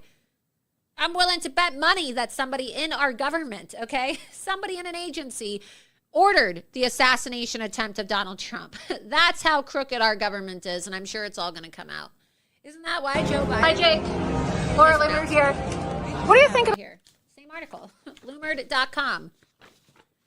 Distraction. Biden drops out one day before Secret Service Director Kim Cheadle set to testify before Congress about assassination plot against President Trump. They timed it, just like they planned it. They tried to kill Trump. Biden failed at that debate. They tried to put a bullet in Trump's head. It failed. They missed. They killed a firefighter. They wounded 2 others. And now Biden's dropping out because their last shot at defeating Trump was putting a damn bullet in his head and watching it go kaboom on live television. And they missed. So Biden had to drop out. And there's no accountability. There's no accountability for any of these people that incite violence. You know, Newsweek saying, oh, yeah, you know, he wasn't shot with a bullet. And then CNN, what do they say? Oh, he fell. He fell really hard. Do we have that article, actually? Do we have the article of... Is this the second clip? Because this is number 2, right? The second clip of me confronting? Oh, we have both of them. We have 2. Because I confronted Jake Tapper twice. CNN goes, oh, Trump fell. No, he didn't fall. He collapsed after he was shot. Well, let's see what they showed, because on TV, and there were articles written about this as well. They actually said he fell. They said he fell. But you could type in articles online and see, like, CNN confronted over, saying Trump fell. you can type in Google and see CNN said that Trump fell when he was shot. Type it in. You could show people just so they see we're not making this up. You found it? Get it pulled up, because it's just so disgraceful. Yeah, here we go. Secret Service rushes Trump off stage after he falls at rally. Yeah, he fell. No, he was dodging a bullet because he almost took a bullet to his head. So I confronted Jake Tapper of CNN about this, and he ran away because he doesn't want to face any accountability. But I confronted him about the awful fake news reporting and this disgraceful title and his years of incitement of violence against President Trump. So watch this video. It's a bit long, but I promise you it's worth every minute. So go ahead and watch the clip. Hi, Jake. Loomer here. What do you think about Joe Biden's remarks the other day that it was time for President Trump to be put in the bullseye? Do you think that Joe Biden should issue an apology for calling for President Trump to be put in a bullseye? Do you think that CNN's rhetoric and their demonization of Donald Trump over these last 8 years has led to people opening fire on President Trump, almost assassinating him on stage? As one of the biggest defenders and perpetuators of fake news, that's why President Trump calls you fake Tapper, do you have any remorse for your reporting, which has led to an attempted assassination on President Trump? Will you condemn Joe Biden, Jake, calling for President Trump to be put in a bullseye? Do you condemn any of your fake reporting that has led to an attempted assassination? I mean, don't you have any remorse, Jake? You don't have any remorse, Jake. No remorse for the incitement and the demonization of President Trump at CNN? Yeah. The Russia collusion hoax, all of the false accusations of him raping somebody, the fake indictments. Here we have Jake Tapper. He always has something to say on TV, but doesn't want to condemn his rhetoric against President Trump or Joe Biden.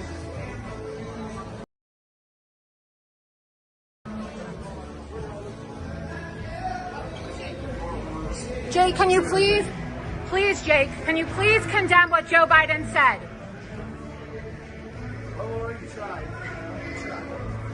Well, look, Jake Tapper always has so much to say. He has so much to say on TV, but he doesn't want to condemn Joe Biden when he says put Trump in a bullseye.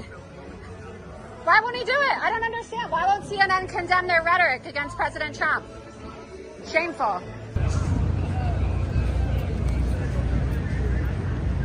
Hey, Jake, I'll ask you again. Do you think that Joe Biden, who I guess is announcing his withdrawal within the next 5 days from the presidential race, should apologize for saying that Donald Trump deserves to be put in a bullseye? Also, what did CNN mean when they said that he fell? Does that mean that JFK fell really, really hard? Or are you guys actually going to call it what it was, an assassination attempt? At some point, Jake, you're going to have to come to terms with the fact that your rhetoric over the last 8 years and your demonization of President Trump has led to this terrible moment in history, an attempted assassination of his life. And you need to apologize, Jake. You need to apologize along with all of your other morally bankrupt colleagues at CNN. And I don't know why you always pretend, like yesterday you pretended like you were on the phone. You always have so much to say, Jake, on TV, always talking shit about Donald Trump, but now you have nothing to say, Jake. Why is that? This is why nobody respects you. This is why President Trump calls you fake Tapper. And eventually, Jake, you're going to have to apologize for your incitement to violence against President Trump. Have some courage for once. Apologize for all of your fake news at CNN that has led to this attempted assassination of President Trump, Jake. Shameful behavior from CNN. You guys have blood on your hands. You have blood on your hands, Jake. When are you going to apologize to the American people for lying about President Trump for years? When are you going to call out Joe Biden for saying that it's time to put President Trump in a bullseye? Come on, you're always talking so much shit, Jake, on TV. Open your mouth for the cameras. Come on, Jake. What do you need? 2 security guards? 2 black men protecting a white, rich liberal? Wow, how progressive. Come on, Jake. Come on, Jake. This is Laura Loomer, Loomering Jake Tapper. Come on, Jake. It's even better in person. Oh, we're going upstairs. Jake, my name is Laura Loomer. And if there's one thing that you should know about me, I don't take no for an answer. I'm going to keep confronting you, and I'm going to keep asking you the same question until you answer the question. Are you going to apologize for your 8 years of fake news and hostile reporting towards Donald Trump that led to this attempted assassination on his life? I don't understand why you don't want to answer a question, Jake. This is why President Trump called you fake Tapper. Come on. Come on, fake Tapper. Answer the question. This is ridiculous.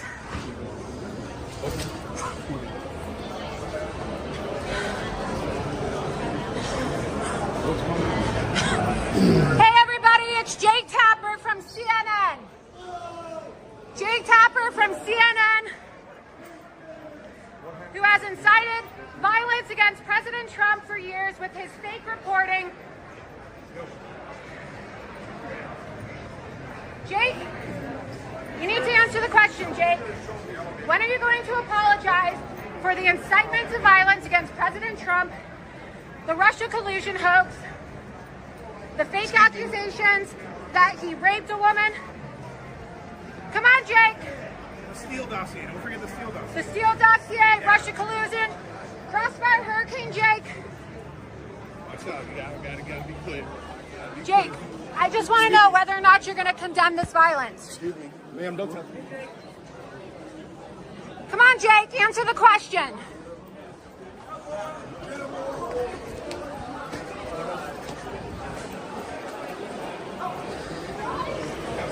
Jake, you need to answer the question. Excuse us. When are you going to apologize for years of fake reporting, lies against President Trump that have led to an attempted assassin almost putting a bullet in Donald Trump's head? When are you going to apologize, Jake, to the American people for years of fake news reporting? When are you going to apologize, Jake, to the American people for your fake news that almost got Donald Trump killed? Do you have any shame, Jake? Apologize. Come on. Why are you here tonight? This is President Trump's night, Jake. Why are you here, Jake? Excuse me. Jake, you need to apologize for your 8 years. Excuse me. You called President Trump Hitler. Okay, all right. You have called President Trump Hitler. You have lied about President Trump for years, Jake. Come on, Jake. It's time to apologize. It's time to apologize, Jake. It's time to apologize for years of fake news reporting that almost got President Trump killed. Hey, get a life. I have a life. Apparently you don't. Come on, Jake. That was wild. Jake, 8 years of fake reporting. Do you want to apologize, Jake, for calling Donald Trump Hitler? We'll stop when you stop reporting fake news. Come on, Jake. Shameful. Apologize, fake Tapper, for promoting fake news. You almost got Trump killed. No shame. You just got Loomered, bitch. Oh my God, it's Steven.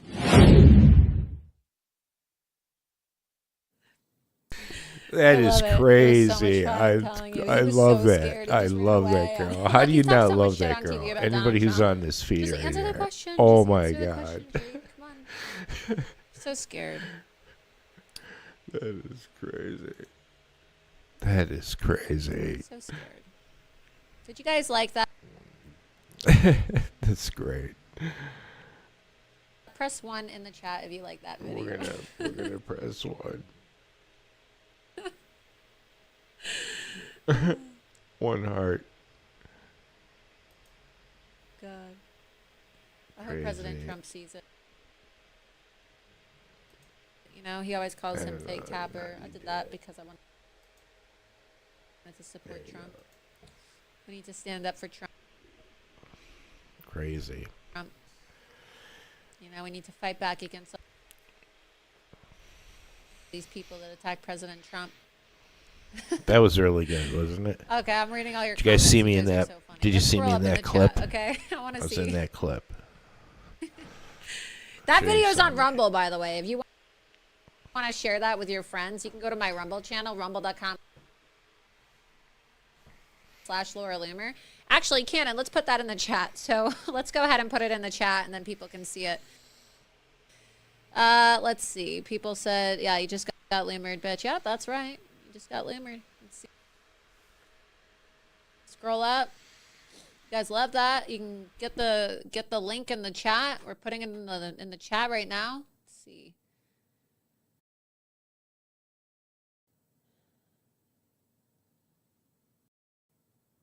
Three bodyguards. Yep, that's right. Black bodyguards too. You know, it's so progressive. You have a rich white liberal, and he has all these black men surrounding him. Very progressive. Very progressive. So funny, isn't it? Watching all these like white liberals. It's like the black women in Congress and the Latinas, that was a big you know, like Loomer. AOC, and they're That like, was oh, you know, huge. white men are so racist. It's like the starter pack for white men are racist except in the bedroom. That was a huge Loomer. White men are huge racist Loomer. except in the bedroom. And you see like, you know, all these black women and like, you know, all these like progressive crazies like Ilhan Omar and AOC and Ketanji Brown Jackson and Don Lemon and I don't know, everybody, right? It's like, oh, everybody white is racist except in the bedroom, right? So they all think that white men are racist, but they all just want to have sex with white men. Got it. Okay. So I guess white men aren't that bad after all, are they? I don't know. I don't think so. You can scroll down. Let's see. They hate white men, except in the bedroom. It's true. Why are you looking at me like that? Like all these black and Hispanic women who talk shit about white men, they all have white husbands. They're all having sex with a white man at the end of the day. So they say they hate oppression, but they like being oppressed in the bedroom. It's true. They're hypocrites. It's like the starter pack, you know? It's like every single liberal who is black or Hispanic and says they hate, even Kamala Harris, too. She's married to a white dude, and she goes around talking about how bad white men are. All of them. They're all with white men. It's a starter pack. Crazy, isn't it? It's so true. Let's see. We have to play the clip of Ruben Gallego, too. I see Carrie Lake just retweeted our article, so that's great. Ruben Gallego is a congressman from the state of Arizona, another Marxist who likes to say, oh, I'm entitled to serve, and I should be in the United States Senate because I was a Marine. And he's a radical, but he uses his time in the military as an excuse to push for radical agendas and to push for open border policies, and he's a communist, and he needs to be defeated. And Carrie Lake is running against him. We've had Carrie Lake on the show. We'll have her on again in the future, another Trump-endorsed candidate. And the race is very close right now in Arizona. The race is very close, and Ruben Gallego is another one that doesn't want to answer to Kamala. He's endorsed Kamala. In fact, he was actually the chair of Kamala Harris's presidential campaign in 2019 when she ran against Joe Biden and she was running for president in the Democrat primary. And of course, he endorsed her when she was running because he was her national security chair for her presidential campaign years ago. So he's endorsed Kamala, obviously, and supports her. And we asked him how he feels about her job as a border czar and whether she's done a good job as border czar. So now the media, they came out with talking points, and we know their talking points because I actually got a copy of their talking points and I tweeted them out today. They're actually giving scripts to the Democrats on how to combat what they're calling a Republican lie that Kamala was a border czar. No, she's the border czar. She's a border czar. She said it herself, she's a border czar. So now they want to backtrack and say she's not a border czar. Well, she's a border czar. We have to hold these people accountable. So that's what we did. And we had to actually chase Ruben Gallego down the stairs in Congress to hold him accountable. And he ran. I thought this guy was going to fall. And Charles was so scared. Charles calls me. He goes, Laura, because I always give him constructive criticism. And I say, Charles, how come you didn't get in his face? I said, you should have chased him faster down the stairs. You should have gotten up in his face. It was a good clip, but you could have been more aggressive and you could have gotten right up in his face, because we always have to improve. We could always improve. Even I can improve in some of my clips, right? Because nothing's perfect. And then he goes, oh, Laura, I wanted to get in front of his face, but I was so nervous that I was going to trip him and that he was going to fall. He was so nervous that Ruben Gallego would fall down the stairs and then blame Loomer Unleashed, and they would say that we pushed him or something. So that's why he didn't get it right up in his face. But it's a really funny clip because he sounds like a little tap dancer. It's like...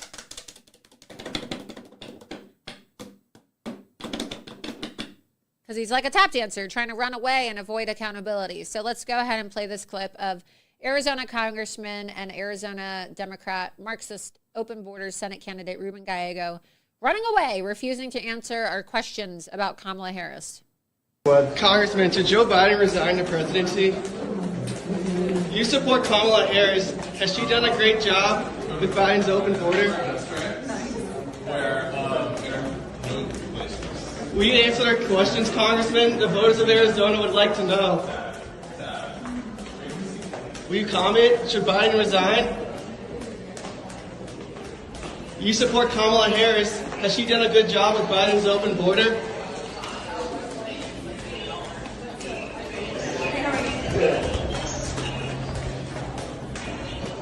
Come on, Congressman, answer the question.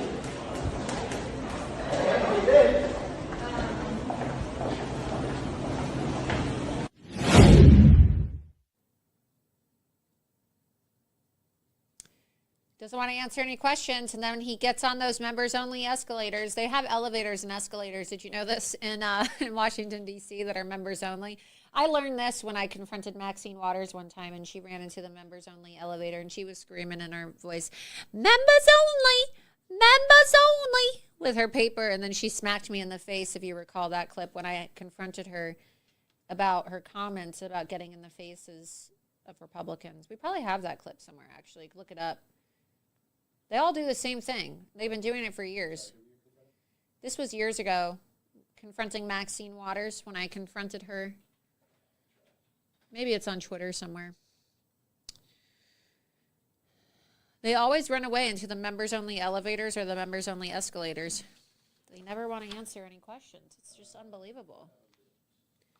This is an old clip, but we'll play it for you just so that you can see the similarities. They always want to talk so much, and then when you confront them about their actions, they just run away scared. So here's the clip of me confronting. It's only 20 seconds. It's a lot longer elsewhere. This must just be, how long is it? 20 seconds. There's a longer version online. We'll find it. I'll find it. For those of you who have been following me a long time, you've probably seen the video. We are live right now, too, so be sure that I'll find it right now. Be sure that you're retweeting this if you're watching live or follow it on Rumble. But I confronted Maxine Waters, and it's the same exact thing. We also have the video, too, of Charles confronting her a couple weeks ago, too, and here we go. Got it. Putting it in the chat now. You guys have to see this. It wasn't something I planned on showing tonight, but since we're talking about Ruben Gallego running away into the members-only chat, we'll play it for you. It's an old clip. It's in the archives. Let me pull it out of the archives right now. All right, there we go. We'll play this clip.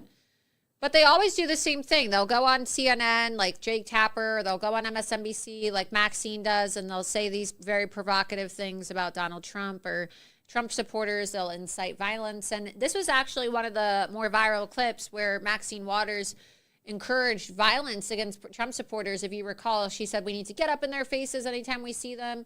And this is when they were harassing Sarah Huckabee Sanders when they spit on her and her family and they denied her service. So we'll scroll down in the chat. Let's see some of the other comments right now while we're waiting for this video to load. Let's scroll down. Some of you remember. Yeah, well, let's go ahead. We're going to play this clip right now. So this was from 2018. This was a long time ago, okay? But it shows you I've been doing this for a long time, and I've been holding their feet to the fire, going after the enemies of Donald Trump, and this is how they react. Just like Ruben Gallego ran into the members-only escalator, Maxine Waters ran into the members-only elevator. That's what they always do to avoid accountability. Play the clip. Hi, Congresswoman Waters. Hi, my name's Laura Loomer. I'm an investigative journalist. You just recently made some comments in which you encouraged your supporters. Who are you, darling? My name is Laura Loomer. I'm a Trump supporter, and I'm also a conservative journalist. Come to my office. I'll be happy to sit down with you. No, we can't I talk. would like to ask you questions. Please don't push my camera out of my hand. You just encouraged your supporters. You just encouraged your supporters to harass Trump supporters and officials. Please come to my office. I just wanted to ask you, where are conservatives allowed to go? Please come Are there to my separate? office and talk with me. Do we sit at the back of the bus? Where Please come to my office and talk with me. Where can we we'll eat? We'll be happy to talk with Where you. can a conservative eat at a restaurant in Please D.C.? come to my office and talk. I'm and be asking you civil. right now. Please come to my This is office and civil. talk with me. You're talking about civility. Do you think it's civil to call for the Please come harassment to of my Trump office officials? and sit down and No, talk I'm with asking me. you right now. Will you please Are come we to my supposed to office? sit at the back of the bus? Are we supposed to sit at the Members back of only. the bus? This elevator is members only. It's It's a members elevator. Ma'am, it's a members elevator. Ma'am, it's a ma'am, it's a members elevator. Members have to vote. It's a members elevator. Members have to vote. It's a members elevator. Members have to vote. When are you going to stop It's a inciting members violence? elevator. Members have to vote. When are you going to It's stop a members inciting violence? elevator. Members have to vote. It's a members elevator. Members have to vote. It's a members elevator. Members have to vote. Where can I eat? It's a members in DC? elevator. Members have to vote. Where can I eat in D.C.? It's a members elevator. Members have to vote. Do Trump supporters? It's a members elevator. Members have to vote. Members have to vote. Thank you.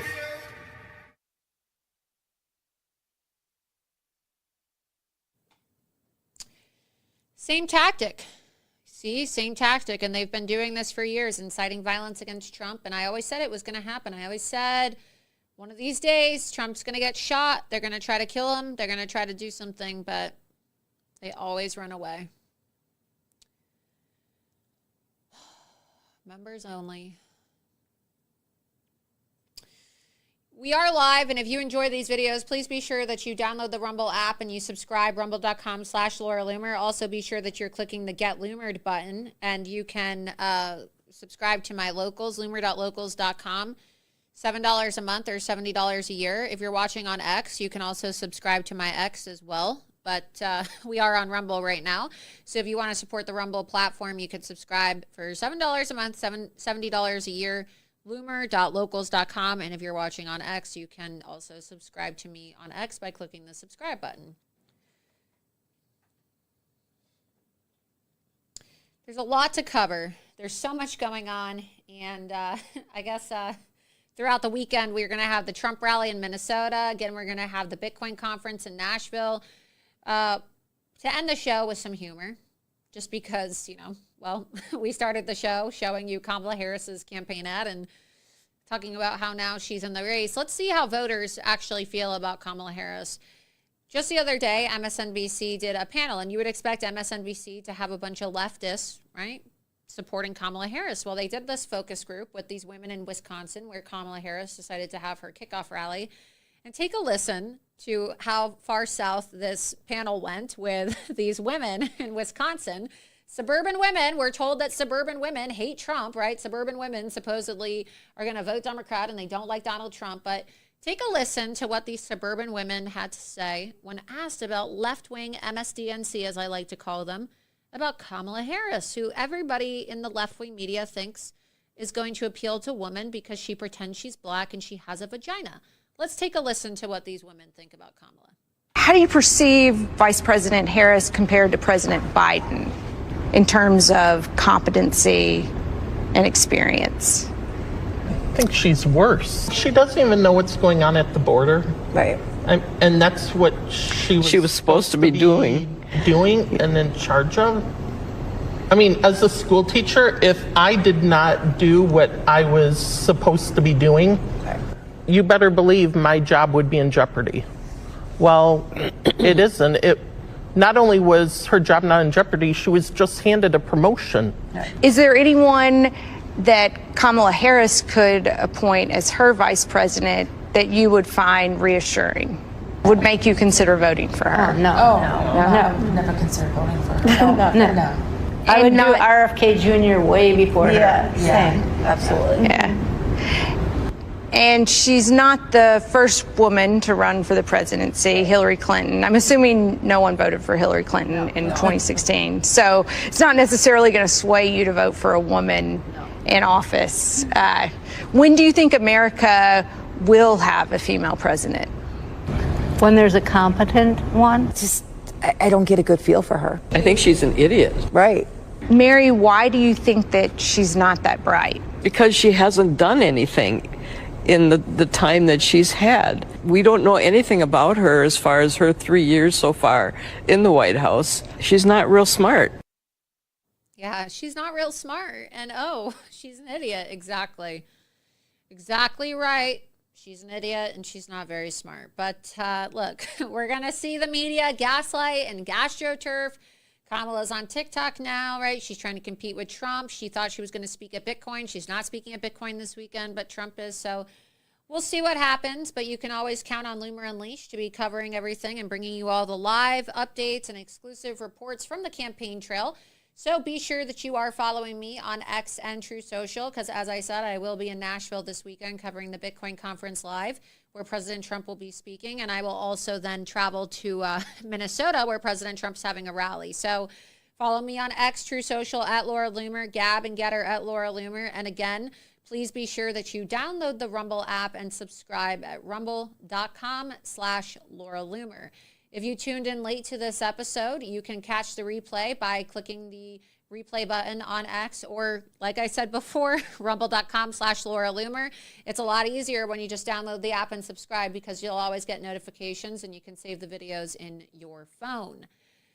With that, I hope that all of you have a wonderful weekend. Thank you so much for tuning in to episode 62 of Loomer Unleashed. I'm your host, Laura Loomer, and I will see you next Tuesday for another episode of Loomer Unleashed. There is a young female journalist, conservative journalist, by the name of Laura Loomer. If America's men acted like Laura Loomer, our problems would be fixed in about 5 minutes. Chained herself to She Twitter. chained herself.